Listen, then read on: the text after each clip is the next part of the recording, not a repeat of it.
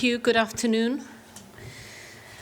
Good afternoon and welcome to this UNCTAD press briefing on UNCTAD 16, the 16th United Nations Conference on Trade and Development, which takes place here in the Palais in Geneva between the 20th and the 24th of October, so in just a week. We are joined by the Secretary General of UNCTAD, Secretary General Rebeca Grynspan, who will brief you on the conference, the global context, and the issues that will be addressed: global trade, finance, investment, and technology for development. After her remarks, we will open the floor for your questions. So firstly, Secretary General, thank you very much, and the floor is yours. Thank you. Thank you very much. Thank you all for being here today. I want to start putting you up to date on UNCTAD 16. We have only 1 week to go for UNCTAD 16, and I want to start by expressing my deepest gratitude to the government of Switzerland for hosting us and demonstrating its commitment to multilateralism. And I have to say that hosting the conference here in Geneva strengthens Geneva as a global center for trade policy and dialogue. Geneva is a strong ecosystem for international organizations, and we are happy to have our conference here after 61 years, because we started here in Geneva, is where UNCTAD was created. It is a privilege to brief you on UNCTAD 16, which will take place here in the Palais, as I said before, in just 1 week. I will bring together, the conference will bring together countries in a general debate that will last all week. We have already around 100 countries that have confirmed their participation from capital, around 60 ministers and 40 vice ministers that will be with us. We have already 1,700 people registered to come to the conference, so we are very excited with the wide reception and enthusiasm that we have seen around the globe. We will have also 7 ministerial roundtables with ministers that will come from all continents, and we will address issues on trade, on finance for development, on technology, especially artificial intelligence and inclusive digital economy, issues of debt and investment, investment and regional trade, global supply chains, and also we will hold the ministerials of the G77 in China, of the least developed countries, and the small island developing states. Additionally, we will have, apart from the ministerials, where we will have 7 ministerials, as I said, 7 panels. We will hold also fora and sessions on different issues. We will have 24 sessions that will analyze and debate issues such as boosting affordable financing from the multilateral system and the multilateral development banks and national development banks, bridging credit rating and market information gaps that are very important also for the high cost of capital that many developing countries face. And this is also very important on the debt debate, where we will follow also on FFD4, and we will talk about the Borrowers Club and the principles for better borrowing and lending. The theme we have chosen is shaping the future, driving economic transformation for equitable, inclusive, and sustainable development. And for sure here, we also will have a youth forum, a gender forum, and a civil society forum, and we will have a business leaders dialogue. So the United Nations Secretary General will also join us, underscoring the importance of UNCTAD, that is the UN's largest trade conference in 4 years. UNCTAD 16 takes place also at a critical time for global trade and for multilateralism. We are witnessing a transformational shift in multilateral trade, and the decisions we make during UNCTAD 16 will impact the future of trade and global development policy and debate. Over the 4 days of the conference, we will be confronting some of the most critical challenges in the global economy and in geoeconomics of our time. So for sure, one of the main questions that come when we talk about these issues is how to rebuild predictability in the trade system. We know that unpredictability and uncertainty are really affecting not only trade, but investment and growth. So how do we rebuild predictability and how trade can serve development amid growing fragmentation in the world? How can we ensure that finance and debt serve development, not hinder it? How do we incentivize investment so investment will go where it can make the greatest impact? And how do we ensure that the digital revolution and AI works for everyone? These 4 areas, trade, finance, investment, and technology, are not separate issues. There are 4 pillars of developing world, of the development and key for the developing world. They are interconnected, and together they form the single complex challenge that is achieving sustainable economic development. How to make the global economic work for everyone, especially for those who are the most vulnerable. Let me briefly walk you through each of these challenges very briefly, because these are the focus of the ministerial roundtables and the expert debates that will take place. Obviously, all these debates and ministerials will open for you to follow and attend. So let me go to trade first. I already said a lot, but trade has always been a powerful engine for economic progress, especially for developing countries, especially for the small and medium-sized countries. It has the potential to create jobs, to drive investment, and to generate public revenue to fund development. It can be critical for poverty reduction, for social inclusion, and economic diversification. But we know that trade alone cannot achieve all these goals. Trade by itself is not a development strategy. It's only part of a development strategy. There are still too many commodity-dependent countries in the world.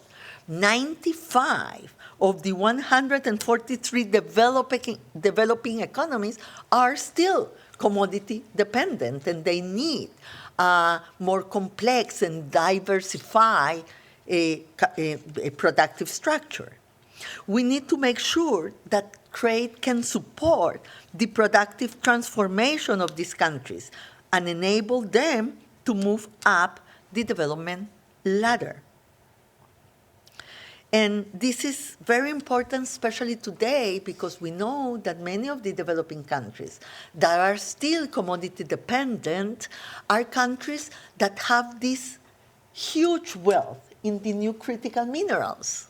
And so how to make this wealth really work for development and for sustainable development for the future, and not to go back to the mistakes of the past, to be commodity dependent, is part of the discussions that we will have in UNCTAD 16.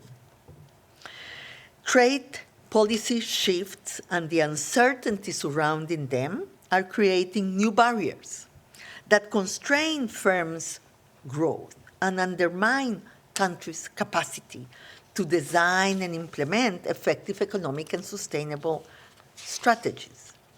They divert investment, wipe out jobs, delay contracts, and drain the competitiveness of many of the developing countries. So as we often repeat, uncertainty can be more disruptive than tariffs. However, in the first half of 2025, and these are really good news, global trade continued to grow in the positive side. Despite geopolitical tensions and economic volatility, $500 billion of growth in trade have happened. So this is driven by electronics, trade electronics, driven by rising demand from AI systems and investment. So, but it's very important to say that in the second quarter of 2025, trade was largely supported by the performance of developing countries. Let me give you some numbers. According to our trade update, goods grew 5% in value. Services grew 6% in value. And South-South trade, excluding China, grew 9% in value. So that's why we say the resilience of trade and the more dynamism than expected in trade, so higher growth than expected, is coming a lot from South-South trade dynamics. This demonstrates that global trade is more resilient than expected, but we need still to restore predictability to the global trade system, so for it to be able to continue to be the engine of growth for developing countries, and also to restore investment in the developing world. Trade fragmentation fuels financial fragility, because obviously if the countries have a strangulation in their external sector, they will see also a financial problem because they won't have the hard currency to be able to continue the growth of their economy. So restoring confidence and stability, rebuild trust in the trade system are the foundations that give small and medium-sized countries especially the certainty to plan, to invest, and to move forward in times of change. And that is why it's so important, the negotiation between the two major economies of the world, that are the US and China. The second challenge is finance, and let me refer here only to debt, because as you know and you have heard us, 3.4 billion people in the world live in countries that are spending more on servicing the debt than on health and education. 1 year before, it was 3.3 billion people. This 2024 was 3.4 billion people. And this is a lot of million people that live in countries that spend more in servicing the debt than on education and health. So we talk about a development crisis because these countries cannot invest in infrastructure and in the services that the people need to build the capacities and a sustainable growth for the future. Many of these countries spend over 10% of their revenues just in servicing the debt. 10% is huge. So this is a heavy burden for many of the developing countries, and we need the global financial system to come in the rescue. We need a system that will be fairer, more predictable, and more accessible. And that's why the Financing for Development Conference last July calls for the development banks to scale up their support to the developing countries. And also in the Financial for Development Conference, a borrowers club was called to be created by the countries that are net borrowers, so they can strengthen their capacities to negotiate, their capacities to manage their debt, and their capacity to plan accordingly to their financial circumstances.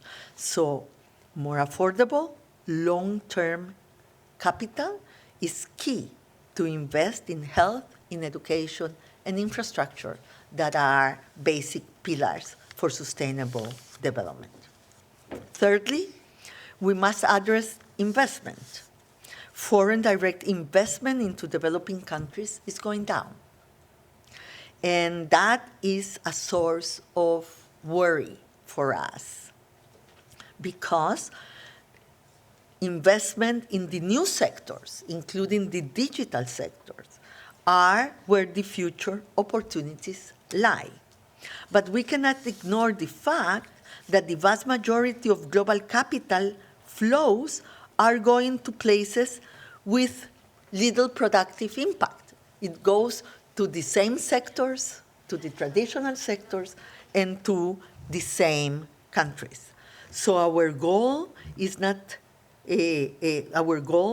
to be able to establish the conditions under which investment can be directed to the real economy outcomes and to the countries that needs it most. We want investment to go to infrastructure, to sustainable infrastructure, to green energy, to health and education, to water and sanitation, to the agricultural sector. The goal is not just to attract investment, but to attract the right kind of investment. So investment in developing countries is not just about capital. Yes, we all know that. It's about creating capacities, and it's about bringing technology, so to create a long-term value for all. In technology, as I have just said, the digital and AI economy is transforming completely the global landscape, societies, and economies. From artificial intelligence to data flows, technology has the power to drive inclusion and innovation, and we celebrate that. But we know that we need to include all the countries in their capacities and in their connectivity to be able to benefit from this revolution, technological revolution. Digital trade and data flows underpin over 60% of the growth, global GDP growth. So they are really very important. 7 companies control more than 80% of the cloud infrastructure investment and the generative AI investment. So the risk is that the digital revolution and AI will concentrate even more the opportunities. But it has the power and the promise to do exactly the opposite, to be a source of inclusion and not exclusion. That is why the Global Digital Compact that was approved in the Pact of the Future and the AI resolution in the General Assembly are so important. We will help governments design policies for data governance, for digital competition, and to build digital capacity to ensure that all countries can compete in the digital era. So all these challenges are, as I said, interconnected, so they cannot be addressed in isolation, and the conference at UNCTAD is a very important space for cooperation, for dialogue, and for building agreements and trust, and in that way build and strengthen multilateralism. The context may be difficult, but there are signs of dynamism and opportunity.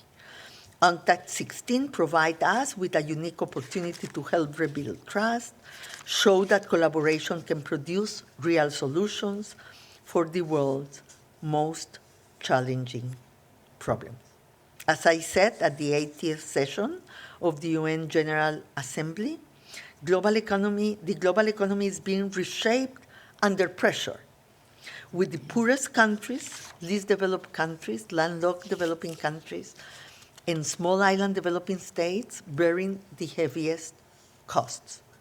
UNCTAD 16 can address this at a very critical moment so we can shape a future where trade, finance, investment, and technology serve all and do not leave developing countries behind. So I thank you, and I'm ready to take your questions. Thank you very much. Thank you very much, SG, for this briefing. We will now open the floor for questions. Please raise your hand and state your media and your name before speaking, and we will start with the journalists in the room here with us in Geneva, and then give the floor to the 15 journalists who are following us online. So the floor is open for questions in the room. Please state your media. Thank you. We can go first. Yes, thank you. Agnès Pedro from AFP. A question on the ministers and other high officials that you have announced. Could you give us some examples of some names that you already know that they will come here in Geneva? And concerning the Secretary General, will he be here in Geneva or will he deliver online? And in the end, what do you expect from this conference to happen? Thank you. Yes, we can share with you the list that is already confirmed. I will ask my people to do that with you. The SG will be in person, but he won't be on Monday. He will be here on Wednesday. So he will deliver a special address on Wednesday. And what we expect from the conference, we expect a very strong outcome document that renews the place of UNCTAD in the debate, in the global economic debate, on the 4 areas that I have just mentioned, on trade, investment, finance, and technology.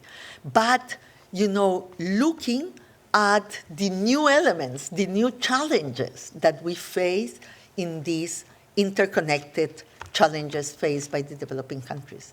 We are very happy with the spirit of the negotiation that we have had up to now. I have always said that UNCTAD is an organization that looks at the challenges from the point of view of the developing countries and the global south, but the important thing is to have a constructive dialogue with the universal membership of UNCTAD. And UNCTAD is the most universal organization of the UN because we have even more members than the General Assembly. And so to take stock of that universality for a conversation that is able to look at the challenges, to have an open dialogue and a constructive way to look at the solutions, I think that is key today more than ever. Thank you. I would just like to add that the complete agenda and program for the conference is available online, and all the sessions that are streamed are also indicated, so they can be followed live. Thank you. We can take another question from a colleague in the center of the room. Thank you, Secretary General Rebecca. This is Mr. Liang from China Economic Daily. Thank you very much for your quite comprehensive and inspiring briefing about the upcoming UNCTAD 16 meeting. My question is related to one particular event which is taking place under the whole conference, which is the forum, which would take place under the umbrella. My question is related to, in the forum, there is one sub-forum titled Global Commodity Forum 2025. So my question is, what have made UNCTAD, or is it the member states that made the decision that when we are talking about global commodities this year, we are singling out the critical materials, the critical minerals? And as a follow-up to this question, as we know, there are multiple UN agencies just here in Geneva also working on this thing. For example, the UN ECE, who also held a Sustainable Energy Forum 2 weeks back. Is there some coordination, or are we seeing the UN ECE or some of their representatives taking part in this upcoming event, the UNCTAD 16? Thank you very much. No, thank you. Thank you very much for your question. First of all, the commodity section in UNCTAD has always been there. We have always been very strong in the commodity research, analysis, and evidence. So here, UNCTAD was part of the Critical Minerals Committee that was put together by the Secretary General.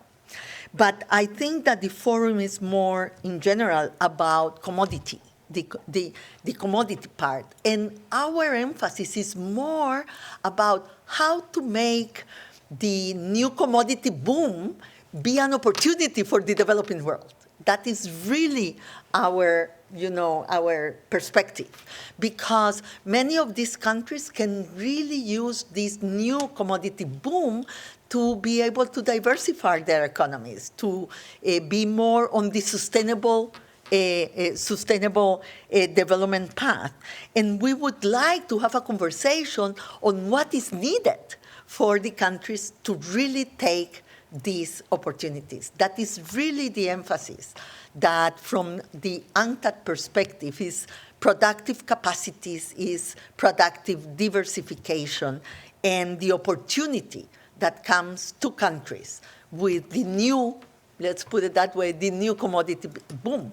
Actually, the critical minerals label is a new one, yes. Maybe to specify that you need the same commodities for the energy transition and for the digital transition, yes? And again, most of these commodities are in the developing world. So I hope that we will learn from the past and we will have a very constructive agenda to help and support investment in the developing world that will create value added for these countries and productive diversification. That is really our lens. I know that there is a geopolitical discussion about this, but that's not the lens, the lens we are putting in it. Thank you. On our right. Thank you. My name is Christiana with the German press agency. I have two questions. The first one is, beyond the declaration that you have been working on and that is being finalized now, is there something concrete that these countries will be able to take home at the end of the 4 days? Because paper, in German you say paper is easy to fill, but what comes after? So is there a concrete action plan? Is there something that countries can take home? And my second question, if you allow me, you are an official candidate for the position of Secretary General now. Could you share with us what your unique qualities are to fill that job? Thank you.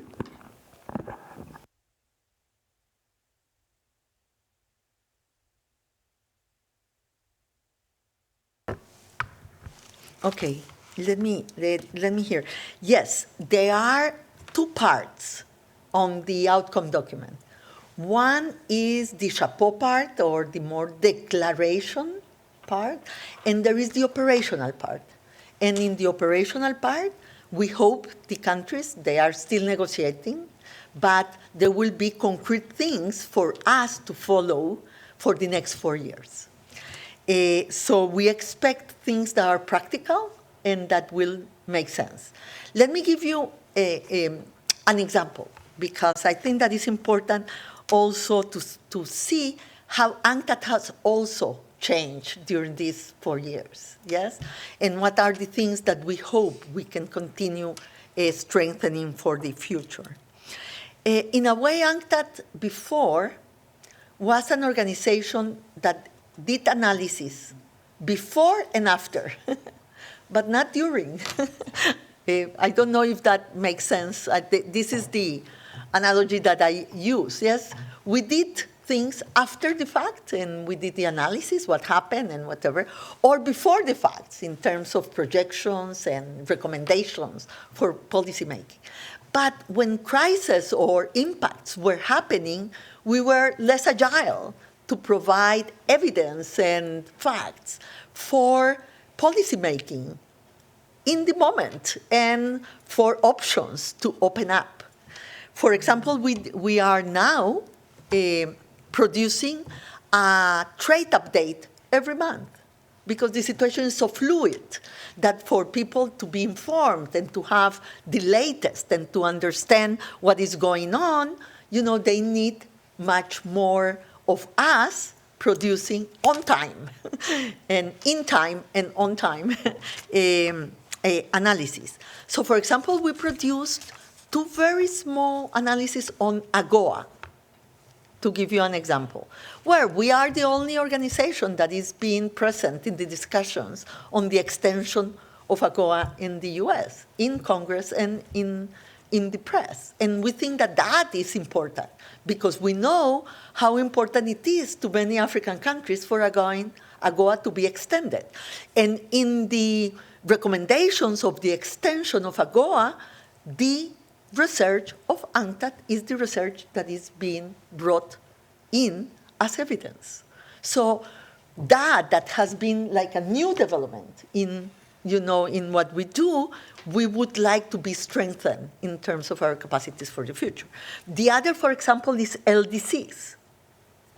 The LDCs want a specific mention of the support of UNCTAD to their graduation process. And that's a very specific and very concrete way of helping the LDCs to graduate with momentum, because for many of them is to lose some prerogative in the trade system because they graduate. And so how they prepare for it, what is the vulnerability profile, and how we can continue to support them even further is one of the main issues that is being discussed in the outcome document. So I give you 2 examples in here so I hope that the request that is held in your question will be comply with the outcome document and the negotiations of the country. It's not our negotiation; it's an intergovernmental process. But I am hopeful that it will be good.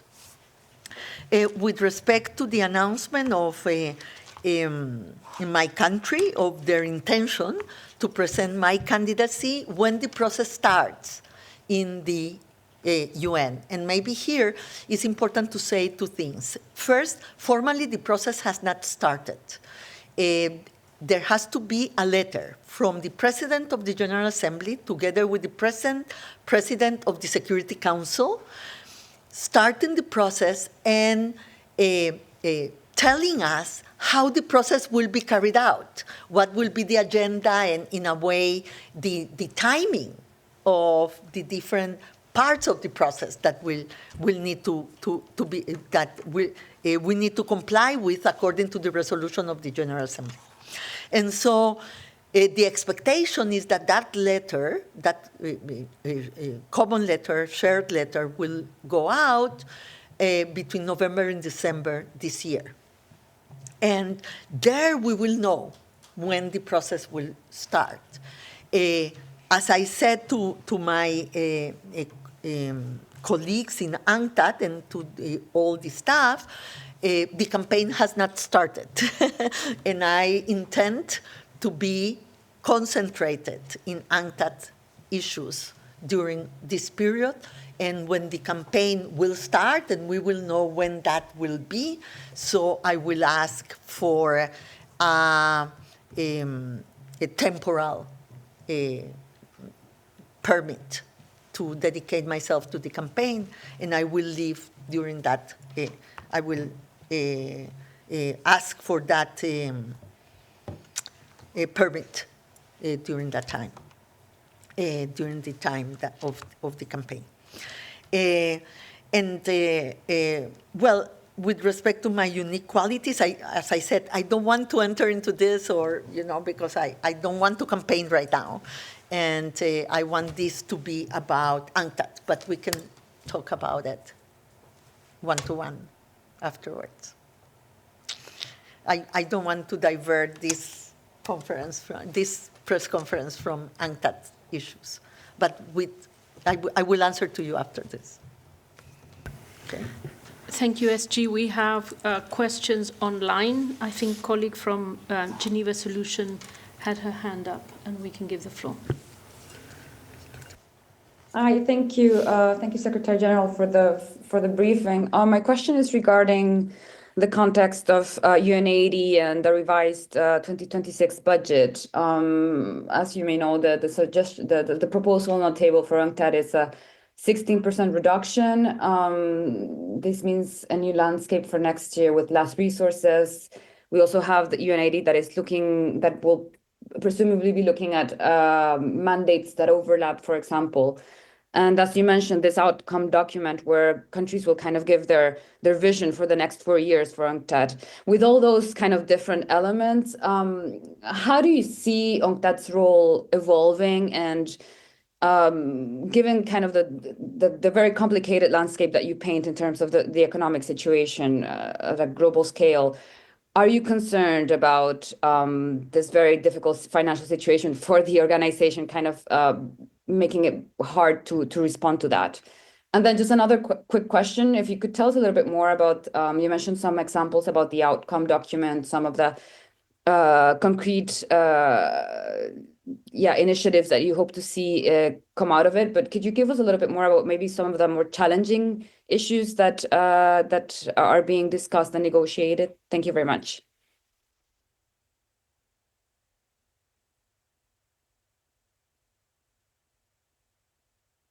No, thank you. Thank you very much. First, UN80.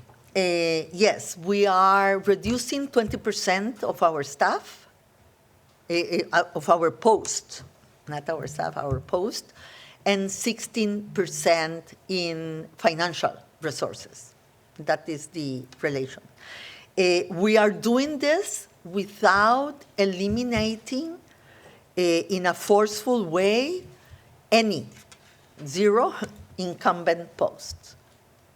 So we are doing 58 posts that are vacant and that we have accumulated during 2 years, with a very careful decision in each post that I decided what will remain vacant and what will remain will be filled during these 2 years. We have taken decisions on each post. And that's why we have asked for exceptions when we needed vacancies to protect the core and main capacities of the organization. So 58 posts that are vacant and 19 posts that will be eliminated with the early retirement package that was provided by the UN. So voluntary early retirement. So with these two, we get to the 77 posts that will be eliminated in UNCTAD. So the people that is working now, they will continue working, and we, as I said, have been very careful in protecting the mandates and main capacities of the organization. So how do I see UNCTAD going forward, and how do we match the conference with this restriction in resources? So first of all, let me say that we have conferences every 4 years. So this conference has to look up, not only to 2026 and 2027, it has to look also for 2028 and 2029. And that brings us to the 2030 and to the end of the period of the 2030 agenda. So how do I see UNCTAD in this in this realm? I see UNCTAD stronger in trying to provide the keys, the data, the evidence, the research, the analysis for the post-2030 agenda, for the world that we will encounter precisely in 4-year time. And I have asked the intergovernmental process, or the members of the intergovernmental process, the countries, to be flexible, to understand that 2026 is next year, but the next conference is in 4 years. And so the situation can change. And we need the flexibility in the wording to be able to adapt very quickly to all the new circumstances that can arise, as they have this year, in the spectrum of trade, investment, finance, and technology. I see UNCTAD as a flexible, agile, and relevant organization. And I can tell you that we have worked very hard to conquer this space within the ecosystem of the UN for UNCTAD's economic stand in terms of development. We have been very good citizens of the processes in the UN. We have really made a huge contribution to FFD4, to the Pact of the Future, to the Digital Compact. So UNCTAD is a very valued organization within the UN system. And through the UN system, we have been able also to influence, as I gave examples before, the global debate. From the developing countries and global south perspective, you can ask anybody, and we are considered for them one of the main and most important organizations within the system. They really feel that UNCTAD is there to have a perspective, an analysis, and a robust and sound research from the point of view of the interest of the global south. But we have become also a place, as I said before, for dialogue, for consensus building, for agreements going forward. So I expect the outcome document to help us strengthen our capacities and our position on the issues that we can contribute to. Now, the UN80 process has allowed us also to have a conversation with the other organizations that are economic organizations in the UN system. So we have had very important and interesting conversations with the regional commissions and with DESA. And I think that there are more synergies than competition. There is more complementarity than duplication. And that is in the report that the ESG has put forward to the member states. And I hope that that will help also us to be more efficient as a system, and UNCTAD to be more capable of responding to the challenges despite the cost cuts. Undoubtedly, and I am very frank on this, we have to be more focused. You know, there are many things that maybe are not essential to the final result that we will have to rebalance. There are meetings that will have to be shorter. They are technical cooperation gatherings that will have to include more countries, but be less frequent. You know, there are efficiency gains that we will have to do there. We are using more AI and more data science to do many of the things that we do.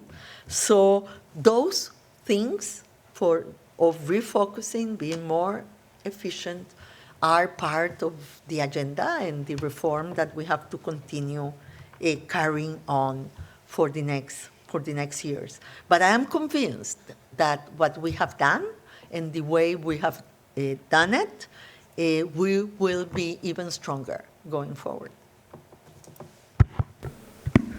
Thank you, SG. There is a question online from a colleague from the Swiss news agency. Please go ahead. Thank you. Yeah, thank you, SG Laurentiero, Swiss News Agency. Thanks for the press conference. I understood that you don't want to speak further of the campaign ahead for the position of UNSG, but I just want to clarify what you said before. So have I understood correctly that as soon as the campaign will start, you will ask to leave temporarily your position as head of UNCTAD, and that would mean that Pedro Manuel Moreno would become the interim SG as long as the campaign will last? Is it what you said? Thank you. Yes, thank you. Yes, we don't know when the campaign will start because we don't still know the dates or calendar. The calendar is the word in English. You know what the calendar will be. So that's why I don't have a specific date. But yes, I will leave temporarily when we will be already into the campaign. And who is going to take care of UNCTAD? The normal thing will be the deputy, but this is not my decision. It's a decision of the Secretary General, and it's his prerogative to take that decision. So the normal thing will be that the Deputy Secretary General will assume the functions during the temporary leave.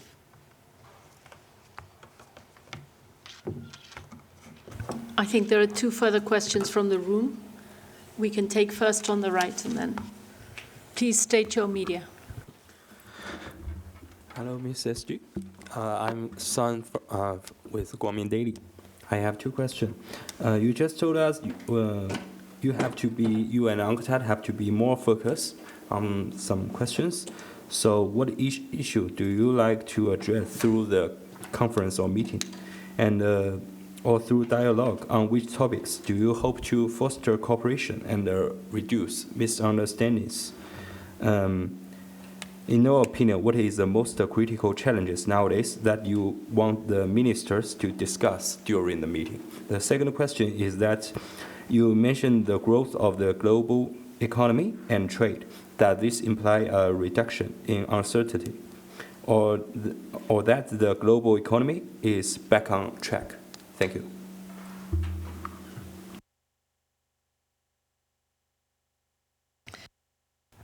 Yeah, I think that part of the DNA of UNCTAD is to advocate for international cooperation. And we really believe that it's very important for predictability to have a rules-based world. And we think that for trade that is important and will require cooperation of all the members of WTO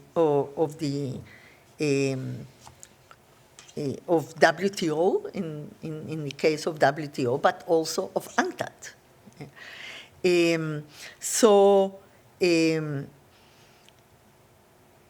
We have really advocated for the tariff discussion not to end up in a trade war.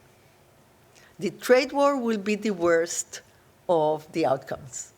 And we are happy, or we welcome, let's say, that's a better word.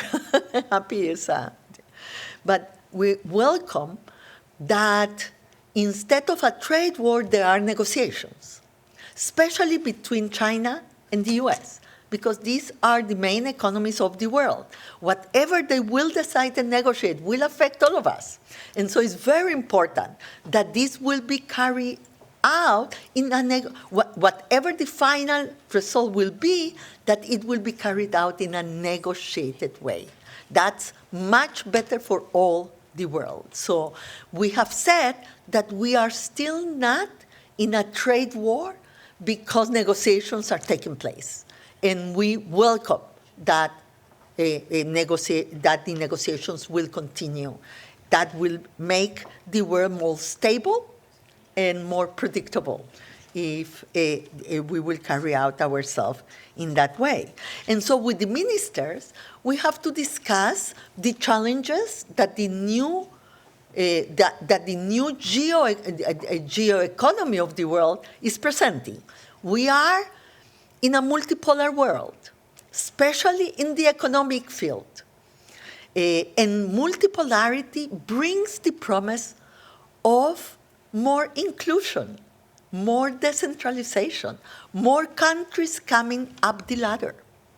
And so the question really is how we take opportunity, we take stock of this opportunity for the world to go on the side of development and cooperation and not of fragmentation. Fragmentation will undoubtedly really affect us negatively. It will affect global growth, it will affect investment, and will affect trade itself.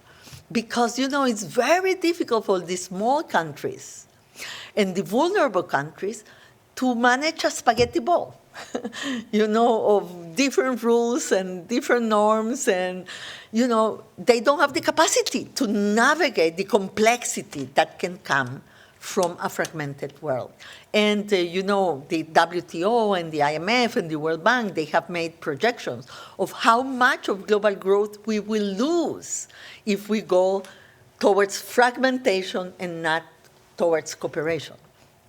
We ourselves have said that a multipolar world with multilateralism will take us to a better place.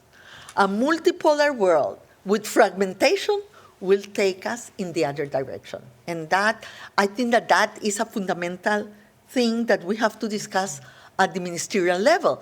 What are the tools, what are the proposals and the understanding of the world that we have to try to be a force for good and a force towards a more effective multilateralism.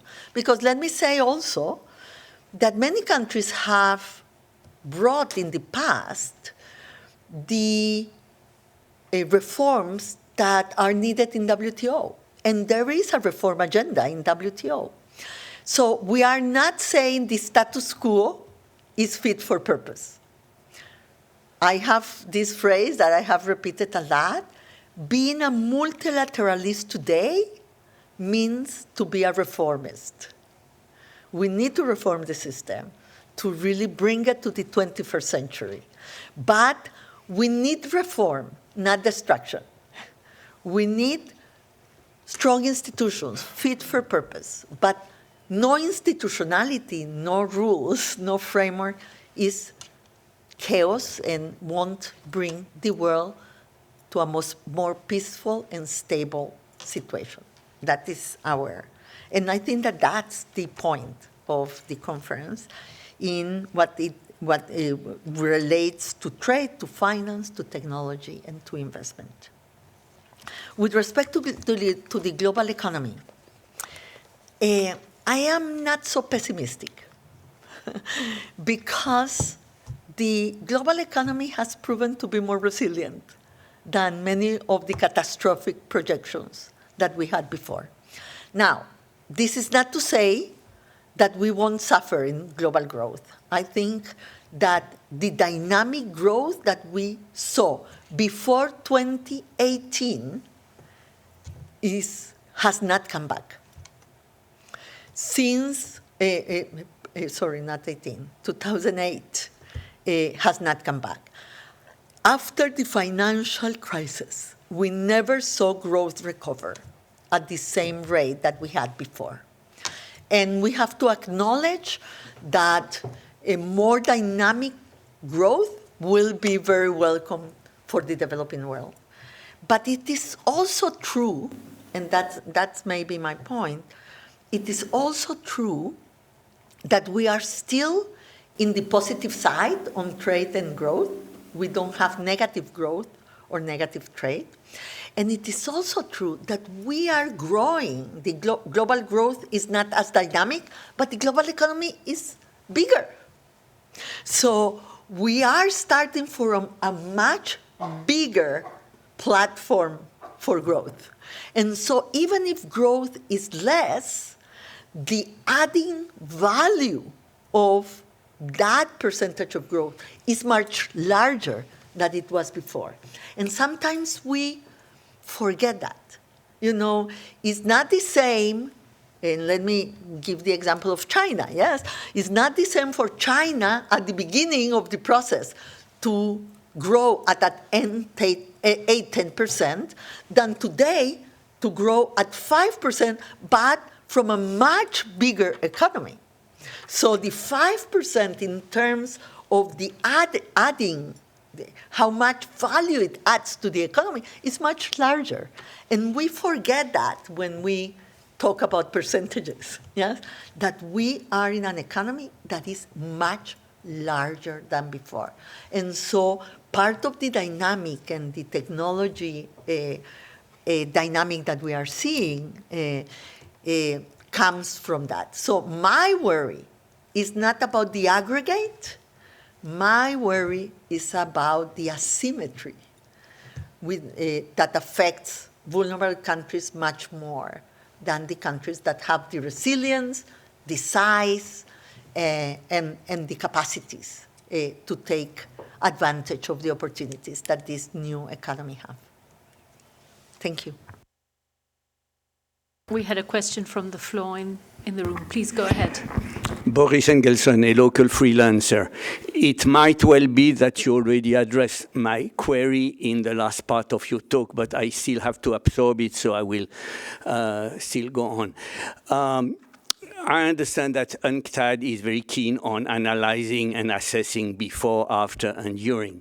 What food for thought will there be in the upcoming conference for those who still wonder what went wrong in the past half a century or 1 century in the development of Russia, Latin America, Africa, MENA, and other parts of the world?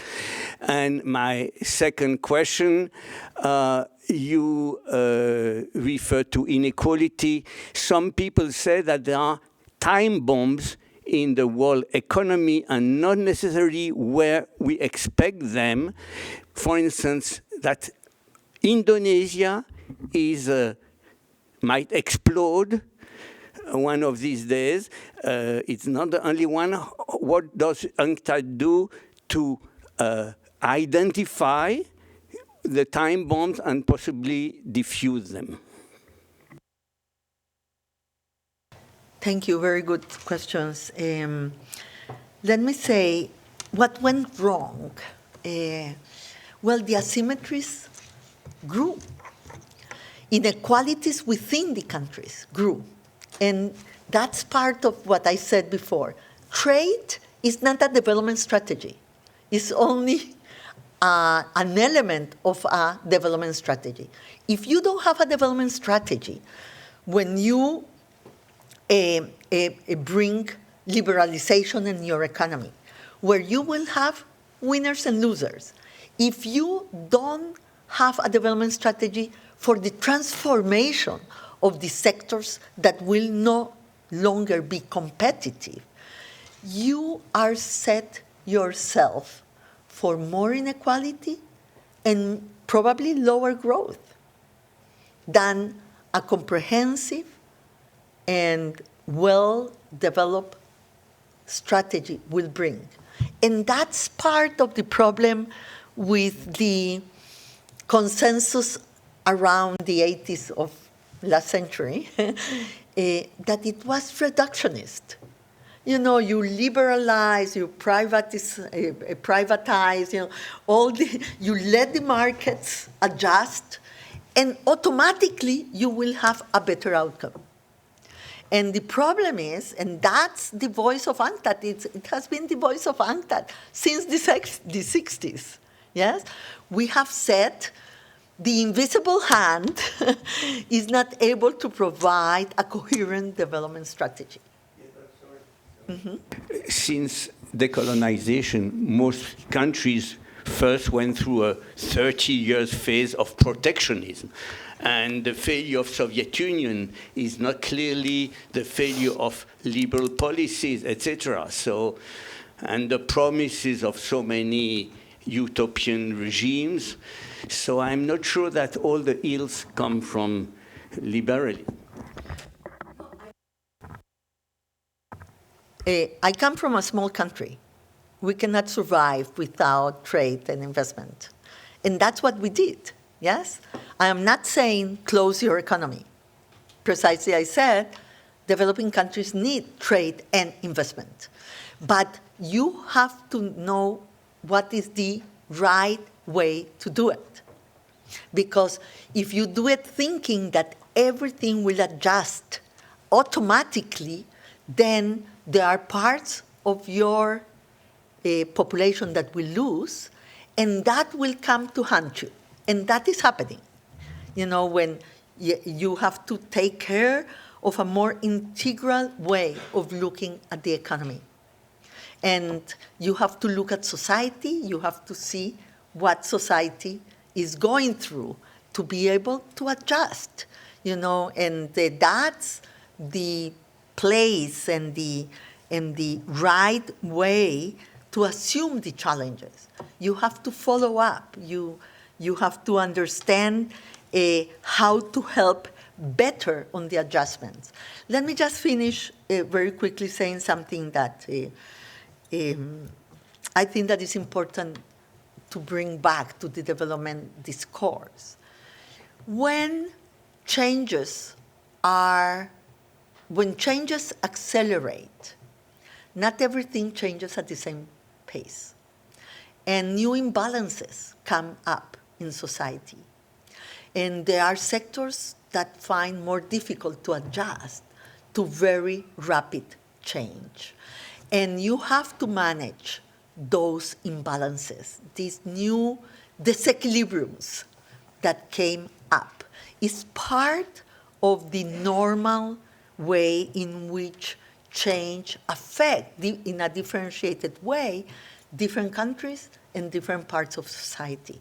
So it has to be a more implicit variable in your strategy to take care of the parts of the economy and the population that cannot change alone at the same pace. It happens with technology, it happens with growth, it happens. This was part of the development literature before and disappeared. Like instant adjustment was possible. Instant adjustment is not possible for society as a whole and for the countries as a whole. So we have to bring back the capacity to support the capacity of all sectors to adjust to rapid change. And especially now that we are in a period of such accelerated change that I think that we have never seen before. So with that, I will stop.